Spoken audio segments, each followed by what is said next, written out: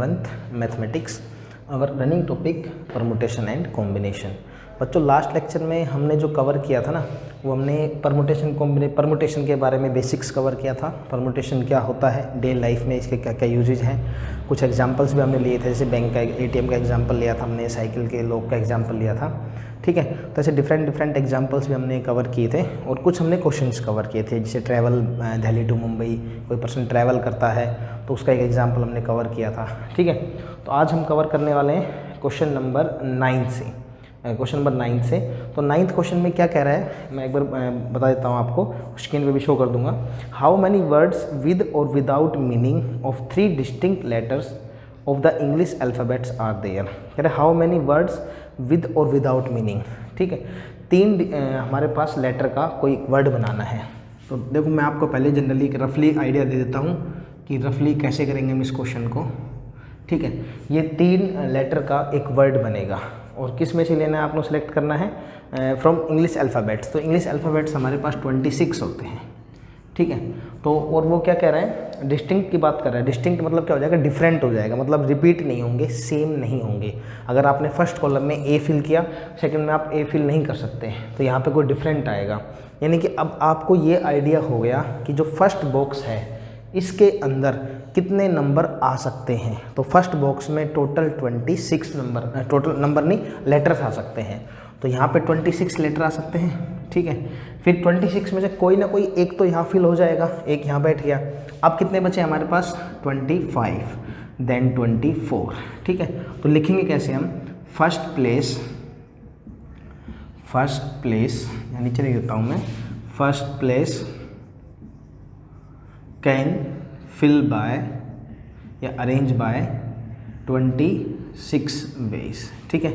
उसके बाद क्या हो जाएगा, उसके बाद लिख देंगे second place can arrange by fill by 25 ways, और then third place can fill by 24 veg.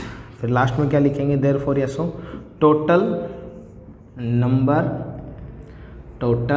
Number of ways, ये हो जाएगा 26, 25, 24, ठीक है।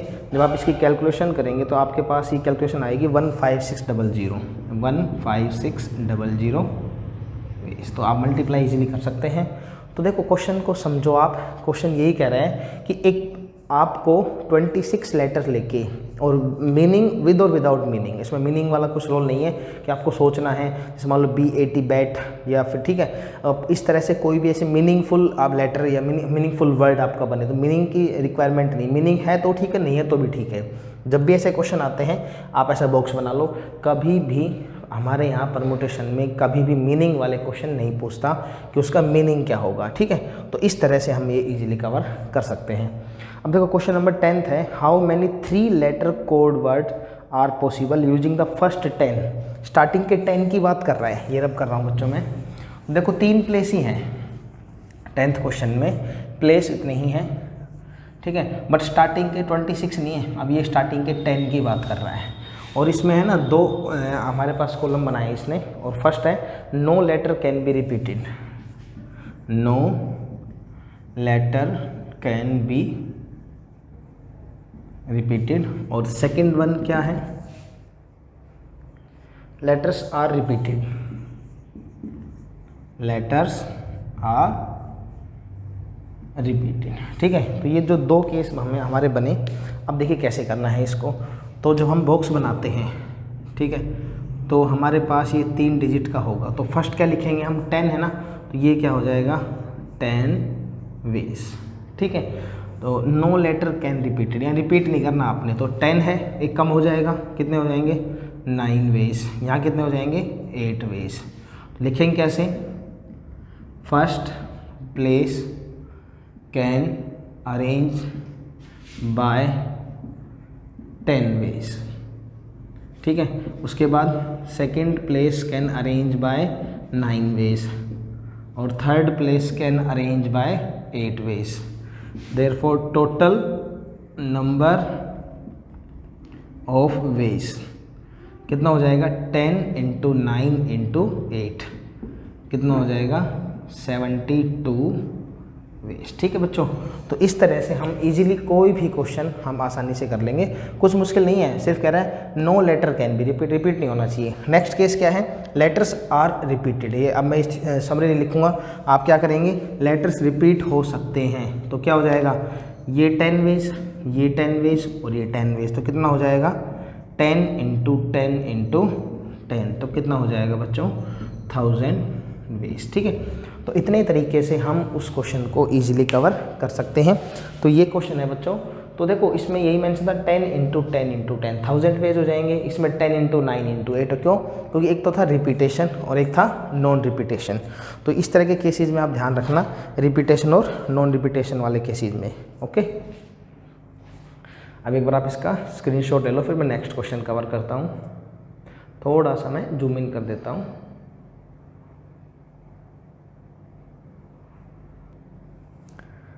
अब हम क्वेश्चन कवर करते हैं बच्चों।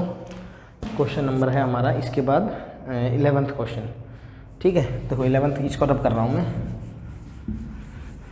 तो 11th क्वेश्चन भी सेम इसी पैटर्न से मैं ऑलमोस्ट सारे क्वेश्चन करवा रहा हूँ, आप इसके एग्जाम्पल कवर करेंगे और एक्सरसाइज के जो क्या नाम है एनसीईआरटी क्वेश्चन है वो कवर कर देंगे आप।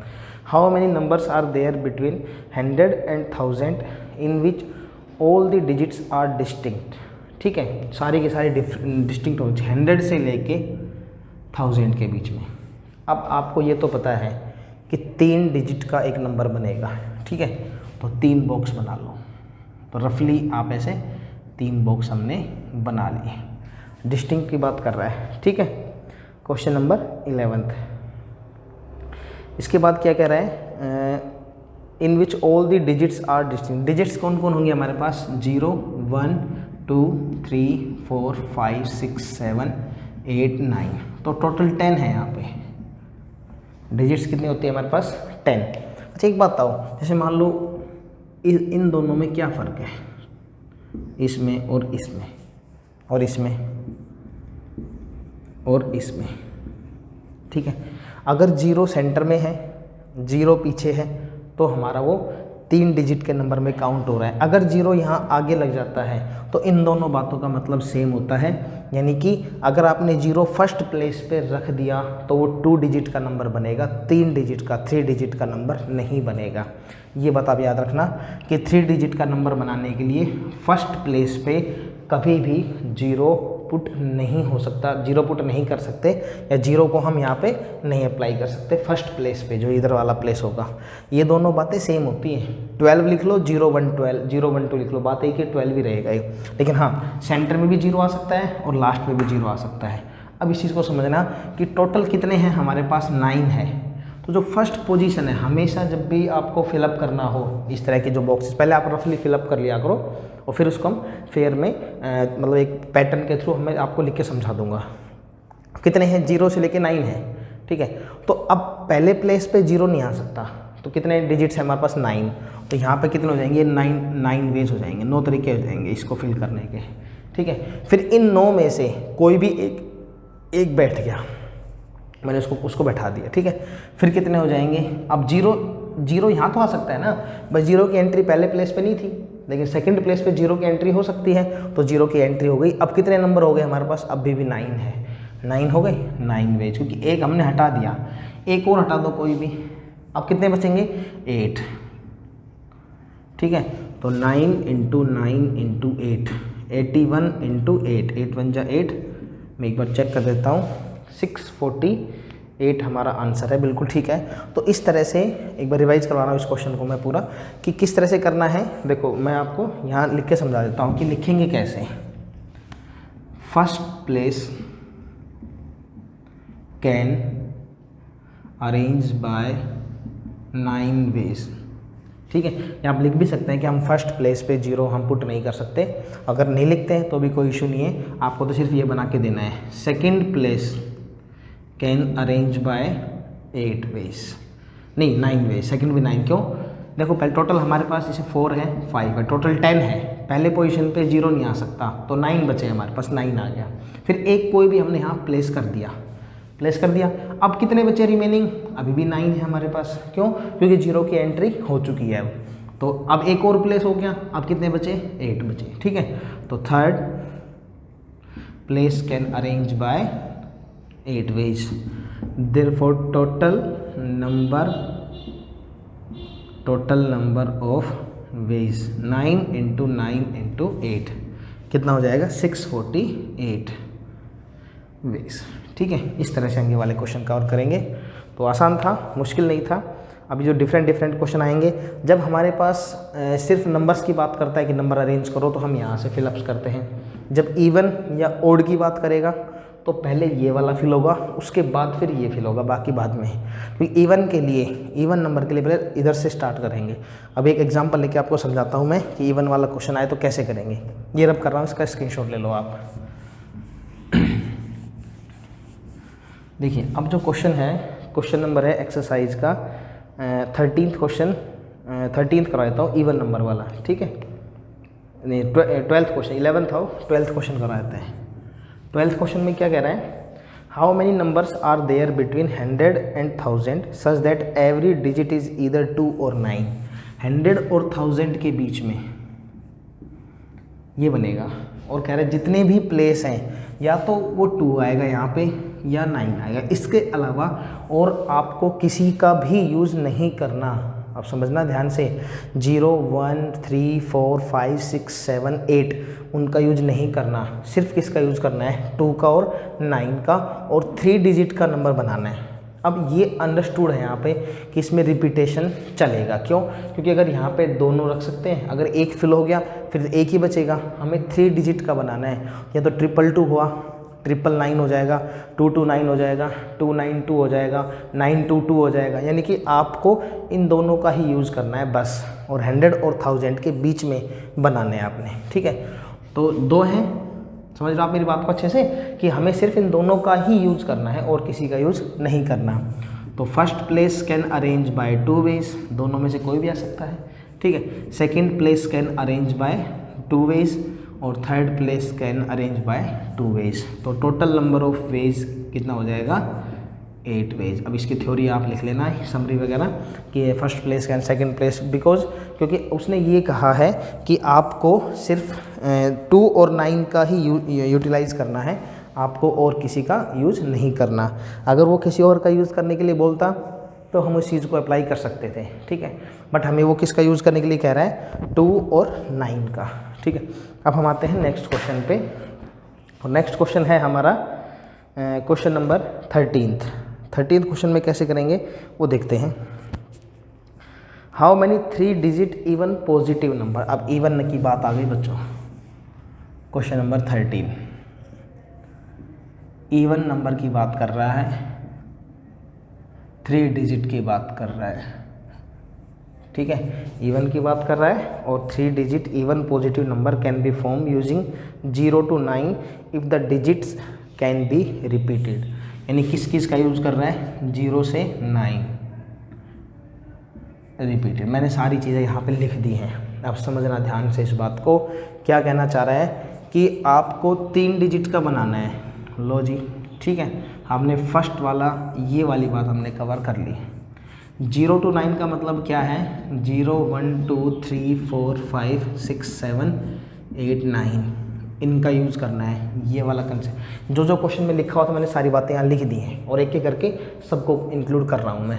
फिर कह रहे हैं रिपीट हो सकता है और इवन नंबर। अब इवन नंबर के लिए हमें क्या करना है, हमें लास्ट पोजीशन को चेक करना है। किसको करना है, लास्ट पोजीशन को। तो लास्ट पोजीशन पे कौन कौन आ सकता है, कि मान लो जैसे 2 4 5 है, इवन तो पॉसिबल नहीं है, तो इसको देखा जाएगा ना, ये वाला पहले ये डिसाइड होगा। इवन तो तभी काउंट होगा ना जब लास्ट डिजिट पे कौन कौन होना है। यहाँ क्या हो सकता है, 0 2 4 6 और 8, यानी कि ये जो प्लेस है यहाँ पे 0 2 4 6 8, इनके अलावा अगर कुछ भी आया तो वो इवन में काउंट नहीं होगा। इसका मतलब हमें पहले मैंने आपसे कहा था ना कि जब इवन की बात हो, ओड नंबर की बात हो, तो पहले सबसे राइट हैंड साइड वाला, ये पहले ये वाला आप फिल करेंगे, ये डिसाइड करेंगे, उसके बाद आप लेफ्ट हैंड साइड पे आएंगे, यहाँ से स्टार्ट करेंगे।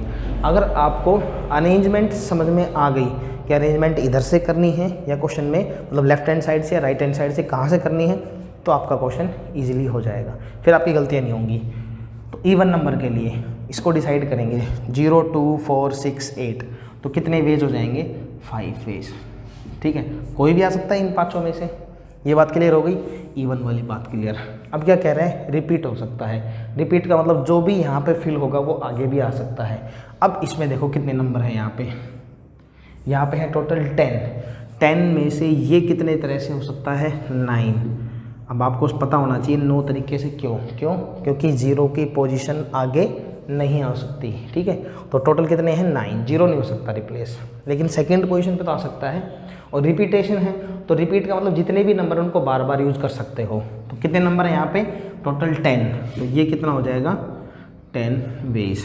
सो total number of ways are, ये हो जाएगा 9 × 10 × 5, ये हो जाएगा 450 वेज, ठीक है।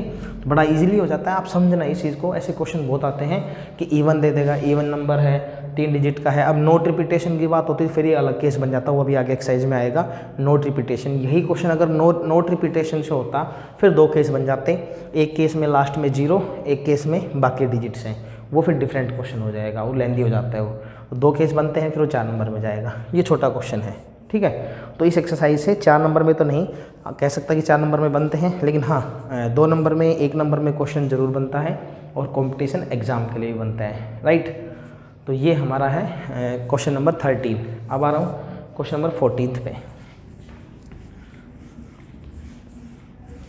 देखो क्वेश्चन नंबर 14 में क्या मेंशन किया हुआ है, how many 3 digit number can be form without using the digit 0 2 3 4 5 6। आप खुद करेंगे, 0 2 3 4 5 6 को हटा के बाकी जो बच गई उनका यूज़ करना है, 3 डिजिट का बनाना है, ठीक है। क्वेश्चन 15 कर देता हूँ मैं। 15 क्वेश्चन में क्या कह रहे हैं, how many numbers are there between 100 and 1000 such that 7 is in the unit place. Unit place पे 7 होना चाहिए। इस क्वेश्चन नंबर कौन सा है, ये क्वेश्चन नंबर 15 है, ठीक है। तो 15 क्वेश्चन में क्या कह रहा है, लास्ट प्लेस पे 0 1 2 3 4 5 6 7 8 9 टोटल 10 है, ठीक है। लास्ट प्लेस के ऊपर 7 आएगा यूनिट प्लेस पे, ये फिक्स है। तो ये यहाँ पे अगर आपने 7 फिक्स कर दिया तो ये एक तरीका हो गया 1 वे, 7 वे नहीं, एक तरीका कि लास्ट पे मेरा 1 ही बनेगा। अब जो परमुटेशन है, देखो परमुटेशन कहीं ना कहीं कनेक्टेड है प्रोबेबिलिटी के साथ। तो प्रोबेबिलिटी के अंदर परमुटेशन से रिलेटेड बहुत सारे क्वेश्चंस आएंगे और यहाँ पर तो प्रोबेबिलिटी कनेक्ट हो ही रही है भाई, यहाँ पे किस किस की संभावना है आने की। यहाँ तो फिक्स हो गया, तो फिक्स में तो प्रोबेबिलिटी होती नहीं है, वो 1 हो जाता है, श्योर इवेंट बोलते हैं उसको हम। ये तो एक तरीका हो गया।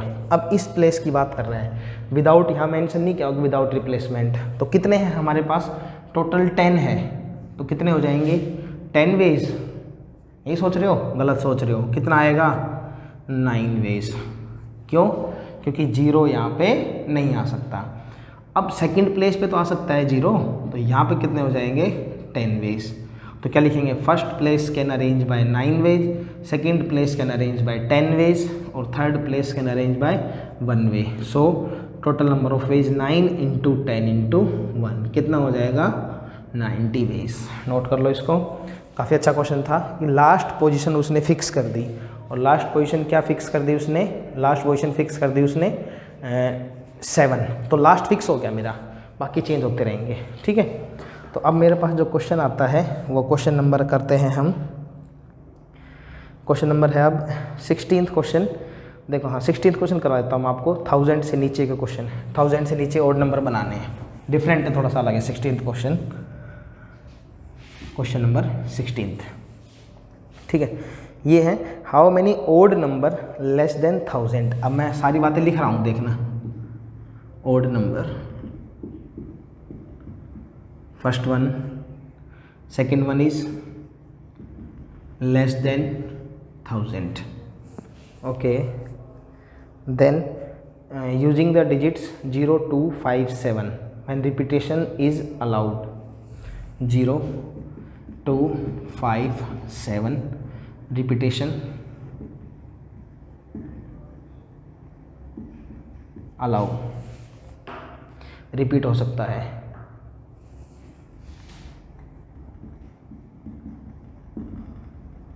पूरा लिख लेते हैं, ठीक है। तो ये 4 कंडीशन मैंने यहाँ पे लिख दी अभी आपके सामने। अब इनका यूज़ करना है आपने। Less than 1000 odd numbers.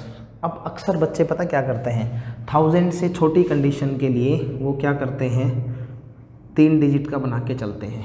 जैसे 999 हो गया, 997 हो गया, 995 हो गया। क्यों?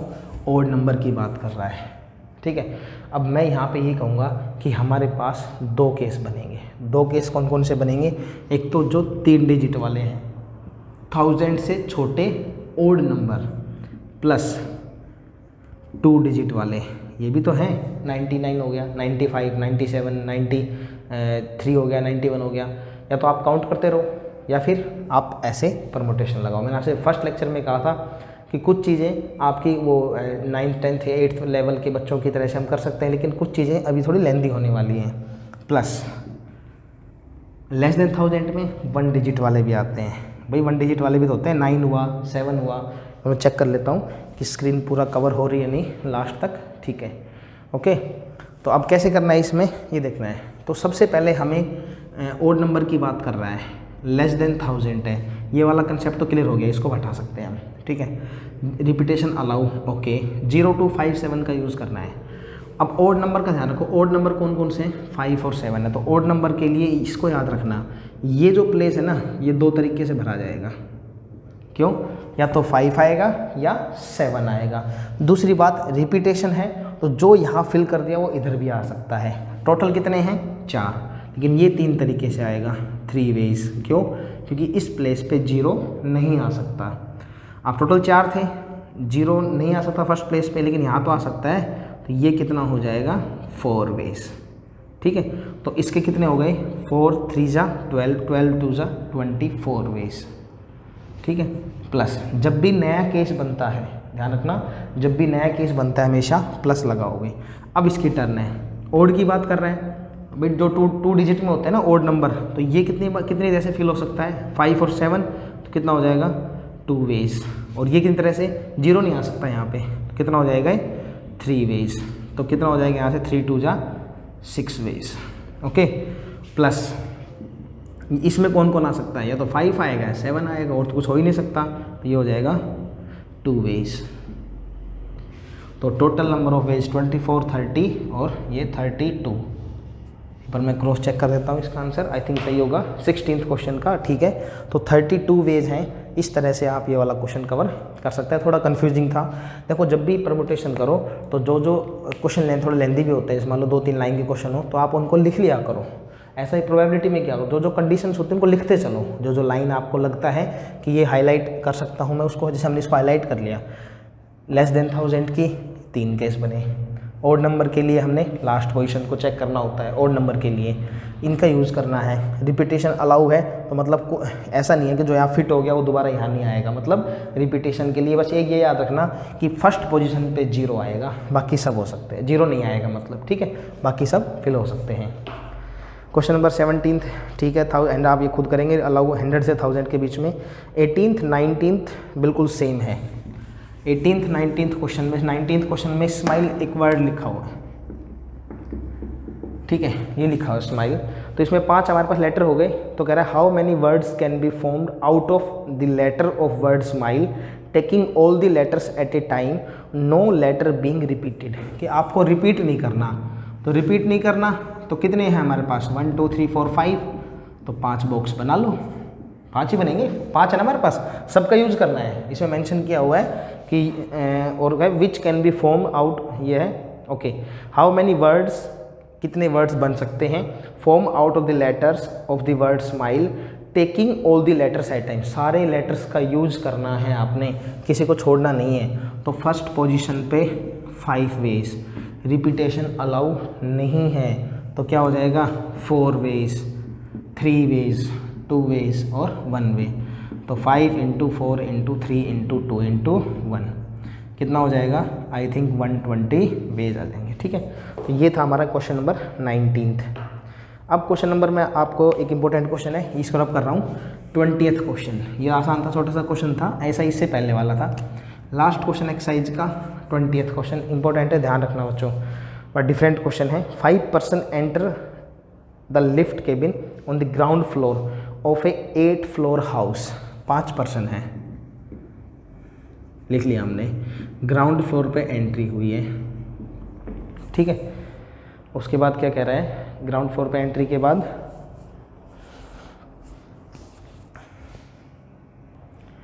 तो वो कह रहा है कि 8 फ्लोर का हाउस है। कितने का है? 8 फ्लोर हाउस, 8 फ्लोर हाउस है। Suppose each of them can leave the cabin independently at any floor beginning with first floor से स्टार्ट करता है कोई भी बंदा लेफ्ट करना, यानी जो केबिन है, जो आपका लिफ्ट का केबिन है, उसको छोड़ना स्टार्ट करता है। Find the total number of ways in which each of 5%, कितने परसेंट है? 5% है, कैन लीव द केबिन। इसके 2 पार्ट बनाए हुए हैं। फर्स्ट पार्ट क्या है? At any of the floor, at any of the floor. और सेकेंड पार्ट क्या है बच्चों इसका? At different floors, at different floors, ठीक है। तो यहाँ पे ये कह रहे हैं कि किसी भी फ्लोर के ऊपर कोई बाउंडेशन नहीं है, कोई भी पर्सन कहीं पर भी उतर सकता है, लेकिन हमारे पास कितने परसेंट? टोटल 5 हैं। अब उसने एंट्री की फर्स्ट से, ठीक है, फर्स्ट से उसने एंट्री की, उसके पास ये है at beginning with the first, वो ग्राउंड फ्लोर पे उसने एंट्री की है, उस पर्सन ने, फर्स्ट ने ग्राउंड फ्लोर पे उसने एंट्री की है और वो केबिन को लेफ़्ट करना है।